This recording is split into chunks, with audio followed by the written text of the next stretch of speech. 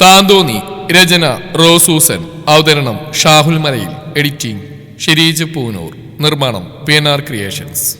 പറയുന്നിടക്ക് മുണ്ണിന്റെ തലപ്പ് വലിച്ചു കീറി ചോര ചീറ്റിയൊഴുകുന്ന മോന്റെ കൈത്തണ്ടിൽ കിട്ടിയ അയാൾ അപ്പോഴേക്കും സേവിച്ചനെ കാണാത്തിരിക്കെ അവിടേക്ക് എത്തിയ ജോസൂട്ടി അവന്റെ കണ്ണിൽ കണ്ട കൈമുറിഞ്ഞ് ചോര വരുന്ന സേവിച്ചനെയാണ് വണ്ടി നിർത്തി ഓടി വന്നവൻ. എന്നാ പറ്റി? വീണ്ടും അടിയുണ്ടാക്കിയല്ലേ? ഇതിപ്പോ എന്നാ പറ്റിയതാ കർത്താവേ? സങ്കടത്തോടെ പറഞ്ഞവൻ. എടാ, ഞാൻ ചത്തിട്ടൊന്നുമില്ല. സേവിയുടെ വായിൽ വന്ന തെറിയും പിന്നാലെ പറഞ്ഞ വാക്കുകളും കേട്ട് സഹിക്കാൻ കഴിയില്ല ജോസൂട്ടിക്ക്. ഹോസ്പിറ്റലിൽ കൊണ്ടുപോവാ. അപ്പനും കൂടി പറഞ്ഞപ്പോൾ അനുസരിക്കാത്ത തരമില്ലെന്നായി സേവിക്ക്. ഒരു വിധത്തിൽ അവനെ പിടിച്ച് വണ്ടിയിൽ കയറ്റി ജോസൂട്ടി ഹോസ്പിറ്റലിലേക്ക് വിട്ടവൻ. കാർ ഹോസ്പിറ്റൽ ഓൺ മുഴക്കിക്കൊണ്ട് എത്തി നിന്നു. അപ്പന്റെ മുന്നിന്റെ തലപ്പ് ചീന്തി കെട്ടിയതൊക്കെ രക്തത്തിൽ കുതിർന്നു കഴിഞ്ഞിരുന്നു. വാർത്താവളിയിലേക്ക് എത്തിയതും ഇഷാനി ട്യൂഷൻ സെന്ററിലായിരുന്നു. അവിടെ തിരിച്ചിറങ്ങിയപ്പോൾ സേവിച്ചനെ വിളിച്ചില്ലല്ലോ എന്ന് ഓർമ്മ വന്നവൾക്ക്.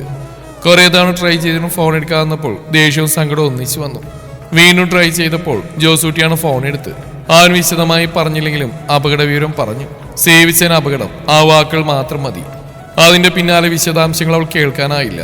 ഫോൺ വെച്ച നിമിഷം അവളുടെ കൈകൾ വിറച്ചു.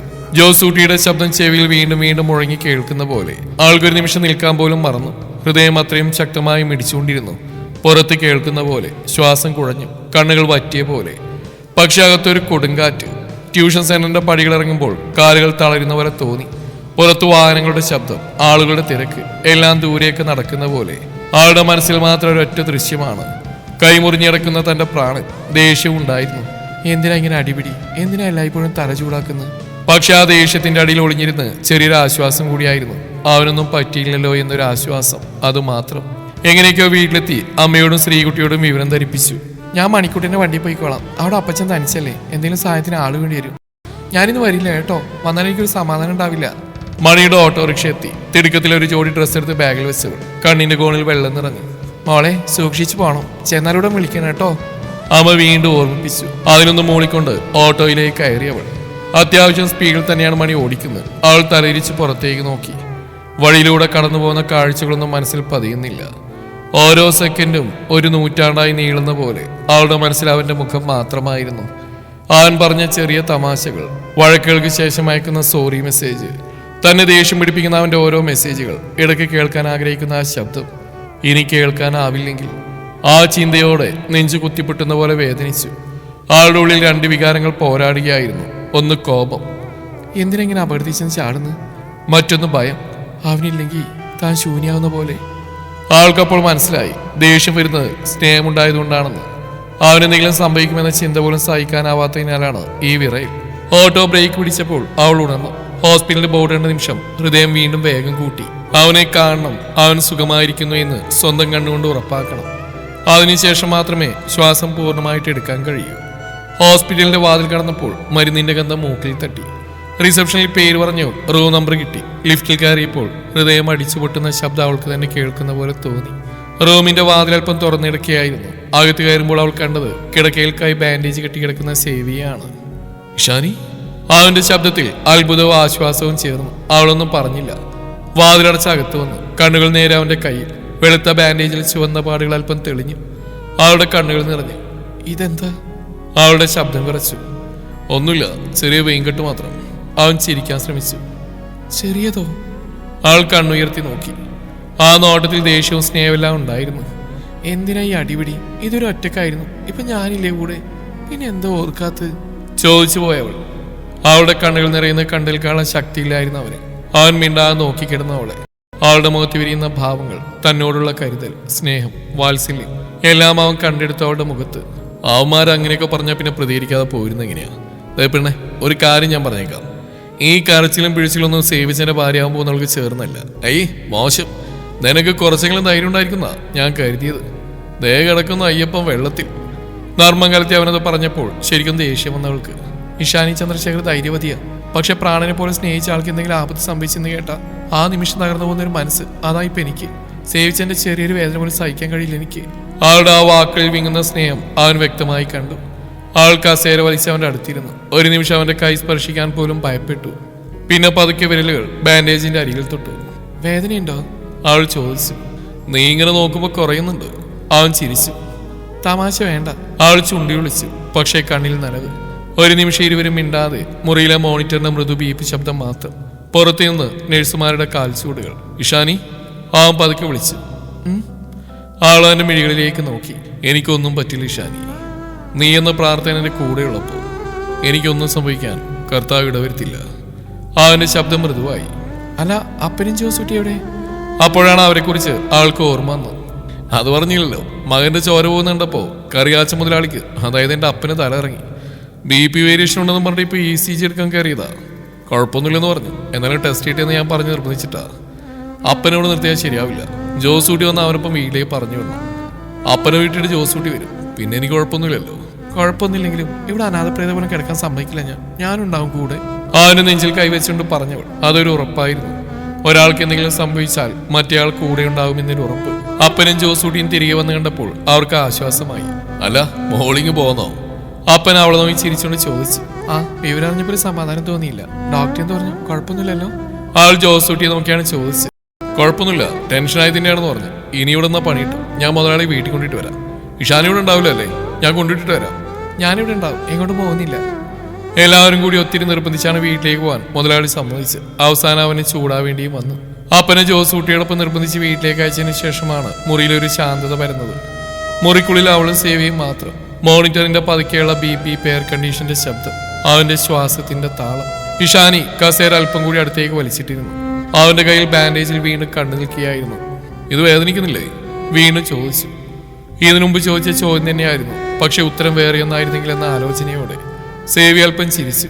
നീ ഇത്ര സീരിയസ് ആയി നോക്കുമ്പോഴാ വേദന ഓർമ്മ വരുന്നത്. അപ്പൊ നോക്കണ്ടേ? അവൾ ചുണ്ടി വിളിച്ചുകൊണ്ട് ചോദിച്ചു. ഇത് ചെറിയ മുറിവല്ലേ, നീ പേടിക്കണ്ട, എനിക്ക് വേദനയില്ല. അവന്റെ ശബ്ദം നർമ്മം ചേർന്നതായിരുന്നു. പക്ഷെ അവളുടെ കണ്ണുകളിൽ കരുതൽ നിറഞ്ഞിരുന്നു. അവളൊരു ദീർഘശ്വാസം വിട്ടു. കണ്ണുനീർ പുറത്തു വരാതിരിക്കാനായി അവൾ മുഖം തിരിച്ചു. പക്ഷെ സേവിച്ചന്റെ വിരലുകൾ അവളുടെ കയ്യിലേക്ക് പതുക്കെ വന്ന് തട്ടി. ഇവിടെ ഇരിക്കെ, അവൻ പറഞ്ഞപ്പോൾ കസേര വിട്ട് കിടക്കിടരിയിലായിരുന്നവൾ മുറിയിലെ ലൈറ്റ് അല്പം മങ്ങിയിരുന്നു. നീ വന്നില്ലെങ്കിൽ ഇപ്പോ വലിയൊരു ശൂന്യതാവുമായിരുന്നു. അവൻ പറഞ്ഞു. എനിക്ക് വരാതിരിക്കാൻ കഴിയും. ഇപ്പൊ ഞാൻ എന്നെക്കാൾ സ്നേഹിക്കുന്ന ഇച്ഛായനെയാ. അവളുടെ ആ ശബ്ദം അത്രയേറെ ആർദ്രമായിരുന്നു. അവളുടെ മറുപടി അവന്റെ ഉള്ളം നിറച്ചു. ഇരുവരും കണ്ണിൽ കണ്ണിൽ നോക്കിയിരുന്നു. അവളുടെ വിരലുകൾ അവന്റെ വിരലുകൾക്കിടയിൽ പിണഞ്ഞു. പുറത്തുനിന്ന് ജോസൂട്ടിയുടെ കാൽച്ചോട് കേട്ട് വാതിൽ മുട്ടയിട്ടപ്പോൾ അവൾ എഴുന്നേറ്റ് പോയി വാതിൽ തുറന്നു. അവർക്ക് രണ്ടുപേർക്കും കഴിക്കാനുള്ള കഞ്ഞിയും മെഴുക്കുരട്ടി അച്ചാറും വീട്ടിൽ നിന്ന് കൊണ്ടുവന്നിരുന്നവൻ. വീടിൽ പോയി കുളിച്ച് വേഷമൊന്ന് മാറി പോരുമ്പോ അമ്മച്ചി തന്നയച്ചാ വേണ്ടെന്ന് പറഞ്ഞില്ല.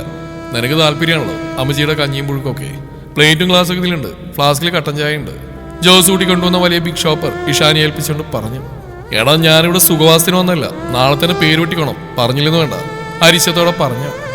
ദേഷ്യം വന്നിട്ട് കാര്യമില്ല, ചില്ലടിച്ചിറക്കുമ്പോൾ ഓർക്കണമായിരുന്നു തന്റെ കൈ ഇരുമ്പല്ലെന്ന്. ജോസൂട്ടിക്ക് അരിശം വന്നു. അത് കേട്ടതോടെ മിണ്ടാക്കിടുന്ന സേവി. കുടിച്ചതിന്റെ ഈണമൊക്കെ പോയിരുന്ന അവന്റെ. ഇവനിങ്ങനെയൊക്കെ പറയും, കുറച്ച് കഞ്ഞി കുടിക്കാൻ നോക്ക്, എന്തെങ്കിലും ആവശ്യമുണ്ടെങ്കിൽ പറഞ്ഞായി, ഞാൻ പുറത്തുണ്ടാവും. വളരെ നിർബന്ധിച്ചിട്ടാണ് അവനൽപ്പം കഞ്ഞി കുടിച്ച്. അവന്റെ ഒരു സമാധാനത്തിന് അവളും അല്പം കുടിച്ചു. സിസ്റ്റർ വന്ന് വേദന മാറാനുള്ള ഇഞ്ചക്ഷൻ കൊടുത്തു. ഇഞ്ചക്ഷൻ എടുക്കുമ്പോൾ അവന്റെ നെറ്റി ഒളിഞ്ഞു. വേദന കൊണ്ട് ഇഷാനി അവന്റെ മറുകയിൽ പിടിച്ചു ആശ്വസിപ്പിക്കുന്ന പോലെ. സേവി കണ്ണുകൾ അടച്ചു. സമയം നീങ്ങുകയായിരുന്നു. മണിക്കൂറുകൾ കടന്നുപോയി. പുറത്തിരുട്ടിന് കട്ടികൂടി വന്നു. സേവി ചെറിയൊരു മയക്കത്തിലേക്ക് വഴുതി വീണു. നേഴ്സുമാർ 2 തവണ വന്ന് പോയി ഇഞ്ചക്ഷൻ നൽകി. ഇഷാനി എല്ലാം ശ്രദ്ധിച്ചു. ഡോക്ടർ പറഞ്ഞ സമയം ഓർത്തു. അവനുണർത്തി വെള്ളം കൊടുത്തു. അവളൊരു നിമിഷം പോലും അവന്റെ കൈവിട്ടില്ല. സേവി ഉണർന്നു. അവൾ ഇപ്പോഴും അവന്റെ അരികിൽ തന്നെയുണ്ടെന്ന് കണ്ടപ്പോൾ ചിരിച്ചു.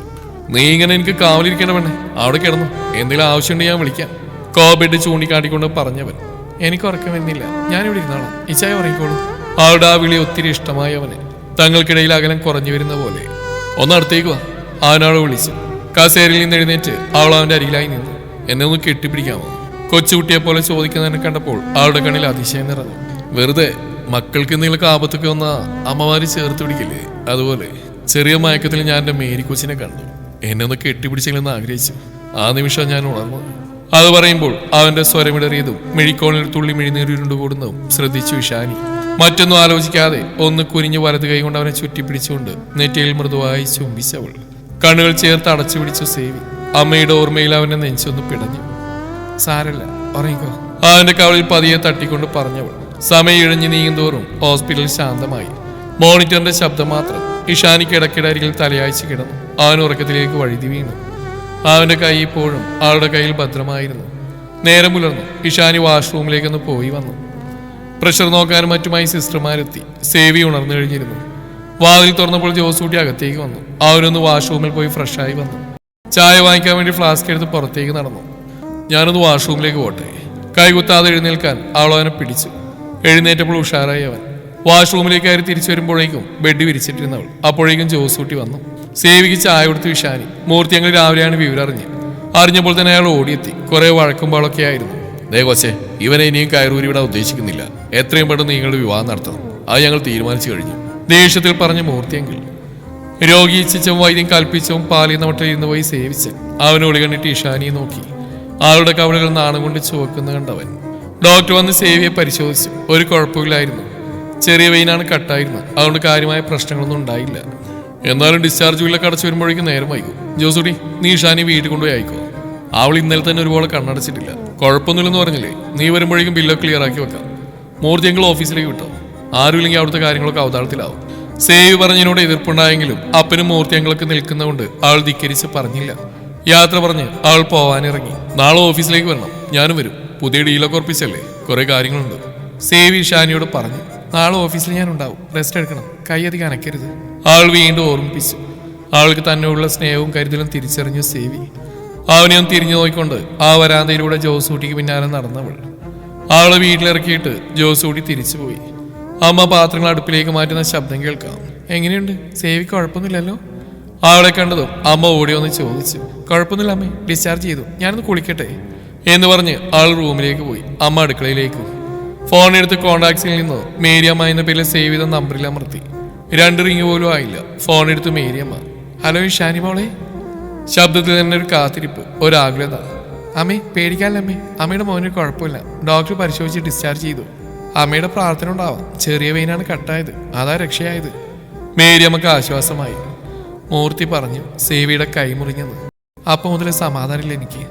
നീ അവിടെയാണെന്ന് അറിഞ്ഞപ്പോൾ വിളിക്കാനും പറ്റില്ലല്ലോ. വേദനയുണ്ടോ അവന്? ചോദ്യങ്ങൾ മഴ പോലെ വന്നു വീണു. ഇഷാനി ഒരു നിമിഷം മിണ്ടാ നിന്നു. പിന്നെ മൃദുവായി പറഞ്ഞു. അമ്മയെ ഭയക്കണ്ട, ഡോക്ടർ നന്നായി പരിശോധിച്ചു. ചെറിയൊരു കട്ട് മാത്രമാണ്. സ്റ്റിച്ചൊന്നും വേണ്ടി വന്നില്ല. ഡ്രസ്സ് ചെയ്തിട്ടുണ്ട്. ഇപ്പൊ വേദന കുറവാ. ഡോക്ടർ പറഞ്ഞ് കുഴപ്പമില്ല എന്ന് വീണ്ടും പറഞ്ഞവൾ അവരെ ആശ്വസിപ്പിക്കാൻ വേണ്ടി. ദൈവത്തിന് നന്ദി. ഞാൻ ഇവിടെ നിന്ന് എന്ത് ചെയ്യാനാ മോളെ? എൻ്റെ മകനെ ഒന്ന് കാണാൻ വരാൻ പോലും പറ്റാത്ത അവസ്ഥയിലായിപ്പോയല്ലോ. മേരിയമ്മയുടെ ശബ്ദം മിങ്ങി. അമ്മേ. ഇഷാനിയുടെ കണ്ണുകൾ നിറഞ്ഞു. സേവി ഓക്കെയാണ്, അമ്മ വിഷമിക്കാതിരിക്കുക. അവരെ ആശ്വസിപ്പിച്ചവൾ. വാതിൽ മുട്ടി അമ്മ ചോദിക്കുന്നത് കേട്ടവൾ. ഇഷാനി കുളിക്കാൻ പോണില്ലേ? ആമേ ഒരു മിനിറ്റ്, ഒരു ഫോൺ വന്നാ. ഇഷാനി ഫോൺ അല്പം മാറ്റി പിടിച്ചുകൊണ്ട് പറഞ്ഞു. ശരി അമ്മേ, ഞാൻ വിളിക്കാം, ഒന്ന് കുളിക്കട്ടെ. ഫോൺ വെച്ചവൾ ബാത്റൂമിലേക്ക് നടന്നു. വെള്ളം തലയിൽ വീഴുമ്പോൾ ആശ്വാസം തോന്നി അവൾക്ക്. ചായക്കടയിൽ ഒരു ബെഞ്ചിലിരുന്ന് ഭദ്രൻ. രാജേട്ടാ, കടുപ്പത്തിലൊരു ചായ. ചായ അടിക്കുന്ന ആളെ നോക്കി വിളിച്ചു പറഞ്ഞു. പുകയുരുന്ന ചായയേക്കാൾ ചൂട് അവന്റെ ചെവികളായിരുന്നു ഉയർന്നത്. എടാ കേട്ടോ, ഇഷാനി സേവിയോടത്ത് ബോംബെയിലേക്ക് പോയതാണെന്ന്, ബിസിനസ് മീറ്റിംഗ് എന്ന പേരിൽ. ഒരാൾ ചിരി വിളിക്കാതെ പറഞ്ഞു. ബിസിനസ് മീറ്റിംഗ് ആണോ അതോ വേറെന്തെങ്കിലും ആണോ? മറ്റൊരാൾ പൊടിപ്പുന്നെങ്കിലും ചേർത്ത് ചായക്കട മുഴുവൻ കേൾക്കത്തക്ക വിധം ചോദിച്ചു. പിന്നിൽ നിന്നൊരു ശബ്ദം. അതൊക്കെ ഒരു മറവായിരിക്കുന്നേ. ആണും പെണ്ണും റൂമിൽ കഴിയുന്ന മീറ്റിങ്ങിന് മാത്രമല്ലല്ലോ. അത് കേട്ടപ്പോഴേക്കും ഭദ്രന്റെ കയ്യിലെ ഗ്ലാസ് കുലുങ്ങി. ചായയുടെ ചൂട് വിരൽ തട്ടിയെങ്കിലും ഉള്ളിലെ ചൂടിനോട് താരതമ്യം ചെയ്യുമ്പോൾ അതൊന്നുമല്ല. അല്ല, അവള് പ്ലാൻ ചെയ്തിട്ട് തന്നെ ആ കമ്പനിയിൽ ജോലി കയറിയതേ. ആ ചെക്കൻ അല്ലെങ്കിൽ തന്നെ ഒരു പോക്കേസാ. അവന് ബന്ധമുണ്ടായിരുന്ന ഒരു പെണ്ണ് തൂങ്ങി ചത്തു എന്നൊക്കെ പറയുന്നത് കേട്ടു. ഇനി നമ്മുടെ നാട്ടിൽ അങ്ങനെ കേൾക്കാൻ അധികം താമസിക്കേണ്ടി വരില്ല. എന്തായാലും നീ രക്ഷപ്പെട്ടു. അത്ര നാറ്റ് കേസ് ഒഴിഞ്ഞു പോയല്ലോ. നാരായണൻ അവന്റെ അരികിൽ നിന്നോട് പറഞ്ഞു. അല്ല, അത് മാത്രമേ അറിഞ്ഞുള്ളൂ.